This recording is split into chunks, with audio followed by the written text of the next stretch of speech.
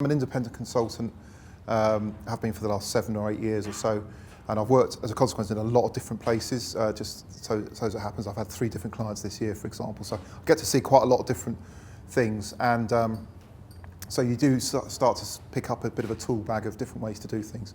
So what I wanted to talk to you this evening about for a few minutes was about GiffGaff, which does anyone who's heard of GiffGaff? Yeah. Pretty much.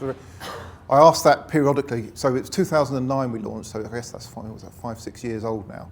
I've asked that periodically, and you kind of see the ramp up. That, for the first 3 years, no one knew what I was talking about in this strange name. But now it's a very big network, and I was the founding CTO of GiffGaff in 2009. And just to give a sort of broad context of the timescale, I was interviewed by the CEO on I think end of March, something like that, on his first week in the job. He hired me and I started on the Friday, and then we launched 8 months later in the November of 2009. And all we started with was a set of slides, which was a really good idea, a set of slides and some money. That was all we really had. We had literally nothing else. So we had to pull together a solution. And just to recap on what GiffGaff is, just to put everyone on the same page, back in 2009, this was revolutionary. I think it still is to some extent. But GiffGaff is a traditionally mobile networks don't really encourage their customers to interact really very much with them because you're a bit of a cost if you call the call centre, and certainly not with each other. And the relationship was very much not good, and I'm not sure it's particularly improved now. So GiffGaff had this radical idea in 2009 to say, well, let's get members involved in actually, as customers, members to actually get involved in this business, help build it and help improve it. So the 3 broad ways in which you do that is there's a member get member scheme, which is sales, really. So if you get someone on board, you get some reward for that, and they get some top up as well. So there's a whole infrastructure there to enable member get member. The second element is some marketing. So no one's ever heard of GiffGaff. Let's go out there and put the name out there. Let's do videos, let's do stunts, let's do things on the tube. There's all sorts of things with things that were running very close to the wire legally went on there. So, but they all got the name noticed. And the thing is, members were doing that, and they were getting rewarded for that, for doing the branding and sales and marketing elements. So that's the second element. And third element, which was really revolutionary, is customer service. So rather than have big call centres to say, right, let's everyone phone in with their problems, which you couldn't really help with, because at the end of the day, customers had a problem where, how do I send a picture message on my phone, which sort of dates where it was at the time, right? I don't think we call it that anymore, but how do I do that? And agents don't really know that, and that's not really their job anyway. So how do we enable communities to help each other? And how do we develop that community from scratch? So kind of interesting thing, how do you bring that to market, that sort of brand, that sort of proposition in that kind of time frame? In 2009, when nothing really existed like that, certainly not in the mobile world anyway.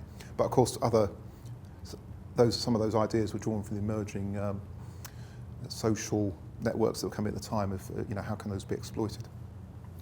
So that was the context of what we did.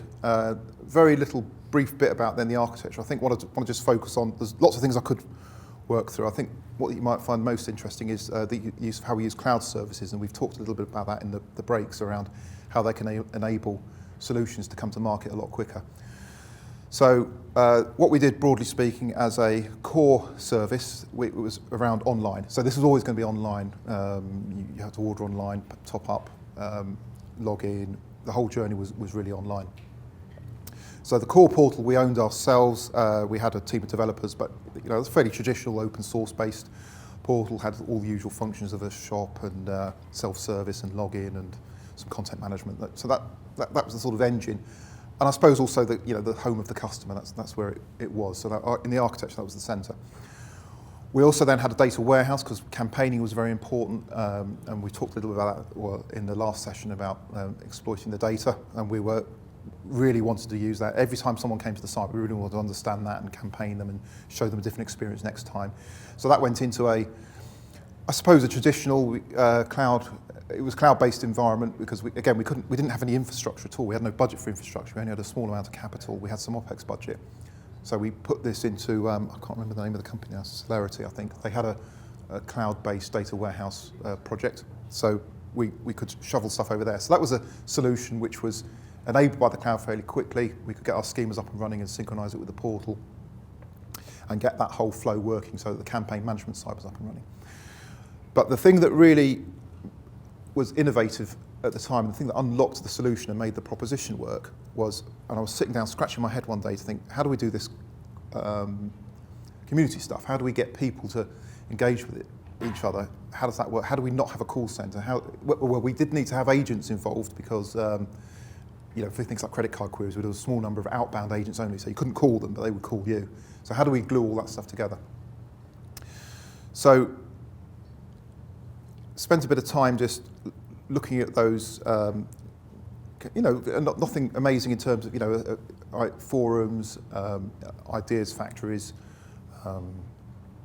blogs, and it's a very sort of social tools of how to do those. And we set about thinking, well, okay, we better kind of build some of this stuff. And it's really hard to build a reliable infrastructure that does these very specialist user journeys. How do I take someone from if someone writes a question on the forum, it needs to be tagged through, followed up by somebody. Those answers then need to bubble up in the knowledge base, so that next time someone searches for that pops up as the best answer. And then if it doesn't get answered, then how does that get routed onto the agent? So some kind of workflow at the end to make sure we close the loop on all the transactions. And how do we actually get people in the first place into the community to help each other? So we had sort of tools like forums and these type of things, but there wasn't really that the user journeys were so specialist, it was kind of hard to think how to do it. So what we ended up doing was, after a number of sort of things about, well, do we build it ourselves, which was daunting in a few months and costly and probably wouldn't have been quite right. We ended up on getting a couple of key cloud components. One was from Lithium Technologies, which I think has been bought by somebody recently, but I don't remember quite who, but they were based out in California, and they provided a whole set of community services as a white-labelled software as a service that you could take, and they were supporting hundreds of clients, Sony, whatever else, who were running their own communities in all sorts of forums. So they had a base capability, which is good. Then we had another piece of software called Right Now, and that was bought by Oracle subsequently, but wasn't at the time, which had a similar story, but that was all about supporting agent workflow, knowledge bases, and doing all that kind of customer help, and then contact history management as well. So then when you're recording the history back and forth of what you're doing, so that kind of, not CRM, but customer management side of the equation. So they had those pieces together, and they had these functions, but they were very much a white label. So we took some demos and we thought we could glue them together using the portal that we'd built as the hub. So that was the core identification platform, and we were able to build, I've forgotten the name now, but not OAuth, but OAuth, so single sign-on, that's what I'm looking for. Single sign-on interfaces between those two platforms and between the two cloud platforms themselves, so that the customer wouldn't really know that he was on another completely different service. They would just, for each element of the journey, we would push them to the right component on the cloud service. So what we had to build then was our problem in terms of engineering came down to introducing a seamless sign-on between all the services. By the time we had contracted with each of these vendors, which took some weeks, and time was ticking on, as you can imagine, the power of cloud then came to light when we finally got the keys and said, right, you can now go on board, you can create your sandbox engines. We had all the design guys lined up who'd been building the interfaces for the front end for what the customer should look like. And literally within a week, and it sounds like magic, but within a week we were able to put the skin on the brand onto the white label products, and it looked like our core portal. And with the integration that we've built with the sign-on, we could then push the journeys back and forth.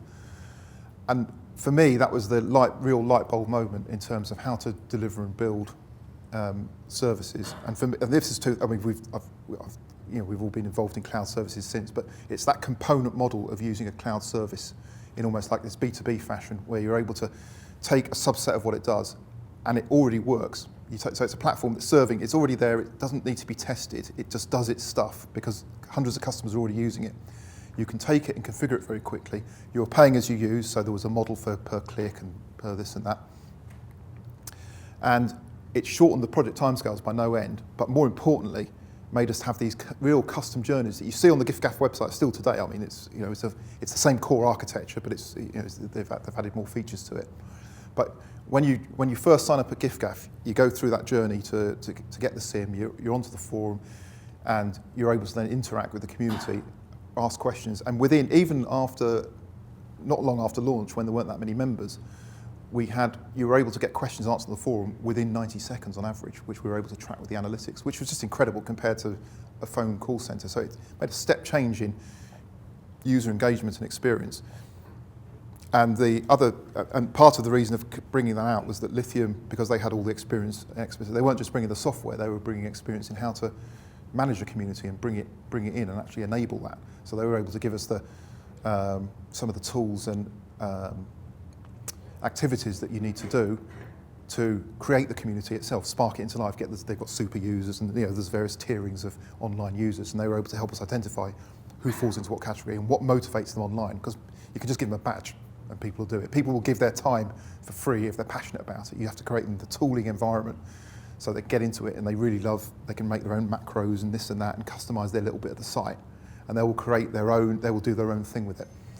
So that was, I think, probably a light bulb turning point for me in terms of probably having come from a traditional telco background, having done waterfalls development, done some innovative things in terms of prepay and things in the past, but just this power that's now out there, that these pre-built components just need to be stitched together in innovative ways, and you can develop any number of products really. And so that was the GiffGaff story in brief in the early days, and it's now developed and more or less the architecture is more or less there, and it's moved out, and it's now a fairly significant force in the mobile networks, and it's got this model that's being replicated elsewhere in the world, and even in the UK there's other elements that are trying to do the same thing. So I quite often get asked can we do GiffGaff for industry XXX, for example, might be something, so that's it's now like Uber for this, GiffGaff for that is bringing those whole concepts, and how do we bring that to disrupt another industry.